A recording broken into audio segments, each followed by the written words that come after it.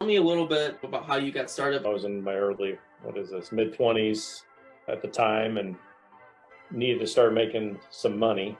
And I am a third generation real estate agent. My grandfather started a real estate company. My dad still has the sign that says it's Clarkson Real Estate and Insurance and Other Things or something like that.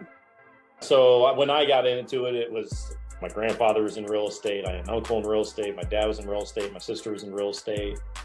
And thought, well, if they can do it, then certainly I could do this as well. So I went and met with my dad, and definitely helped me get going. But that was back in 2004 when I started, and I sold, I think, 2 houses in my first 6 months in real estate, and then 12 in my first full year. If you talking to a new agent or someone who's experienced, how would you tell them to start the business planning process? Yeah, I mean, first thing I did is I started an S corp.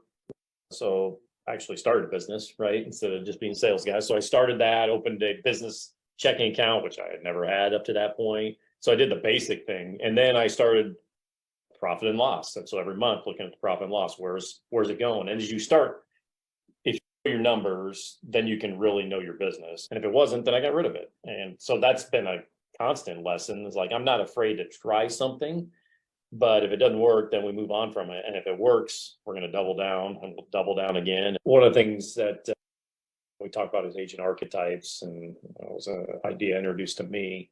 And it really was a freeing idea because agent archetype says there's different types of people. Like we just can't be just shoved into one. Here's how you're a successful real estate agent. Like there's many ways that people can be successful in real estate. And so as you look at that, they talk about a prospector, a converter, a marketer, and a networker as kind of the four big ones. And so Zillow, well, that's the converter space. And so I started realizing to see that was like super freeing for me, because I always pictured like, okay, you've got to be great at, being a networker, or I need to call for sale by owners or expired listings. Like if I'm going to be successful, I need to do that, or I need to go door knocking. And that just doesn't excite me. A good way to know where your business should come from and what you should put your time on is knowing what type of person you are. Is there a way that you've given to your team for them to figure out where they're at? Yeah. Are you going to dread when that phone rings? So if that phone rings and I see it Zillow, is that going to be like a big dread? Like, oh my, I do not want this. Like for me, it's like an exciting thing. Oh, phone ringing, here's a great possibility, great opportunity for me. So if it's an avenue that is just going to be dread for you, then don't don't do it. How have you created a culture that has created retention and created this very tight-knit group?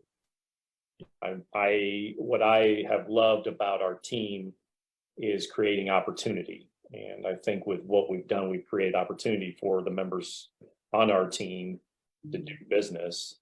My goal is to get to a point where we're generating 200 leads a month, and I think we're pretty close to that right now.